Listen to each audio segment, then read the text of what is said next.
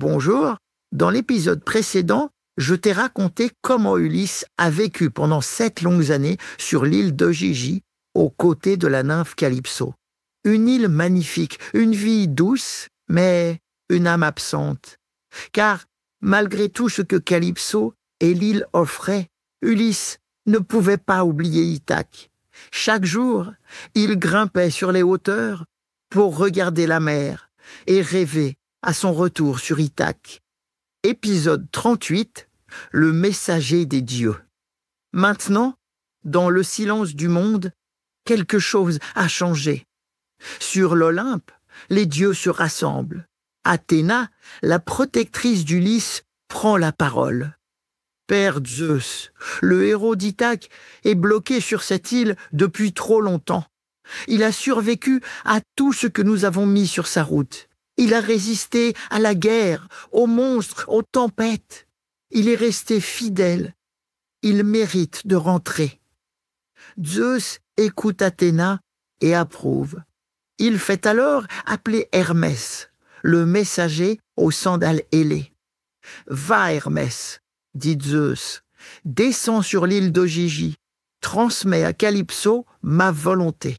Elle doit libérer Ulysse, elle doit le laisser partir. » Hermès s'envole. Il traverse le ciel en un éclair, franchit les nuages, survole les mers, les montagnes et les forêts. Puis, il atteint l'île d'Ogygie, cette île perdue au milieu de rien que le monde semble avoir oublié. Hermès atterrit dans le jardin de Calypso. Il marche sans bruit sur les pierres claires, entre les vignes et les figuiers. Il trouve la nymphe assise près d'un bassin, les yeux tournés vers la mer.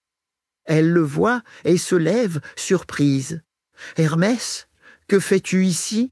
demande-t-elle. Le messager baisse les yeux, puis, doucement, lui dit « Je viens de la part de Zeus. Tu dois laisser partir Ulysse. » Le silence tombe. Calypso ne pleure pas, mais son cœur se brise. Elle sait, elle a toujours su. Elle répond simplement « Très bien, je ne retiendrai pas un homme contre son gré, mais laisse-moi au moins lui dire au revoir. » Hermès incline la tête, puis disparaît comme il est venu. Calypso marche lentement vers la grotte, le cœur lourd. Ulysse est là, assis comme chaque jour, regardant l'horizon. Elle s'approche, il la regarde et comprend tout de suite. Elle lui dit « Tu es libre, les dieux m'ordonnent de te laisser partir.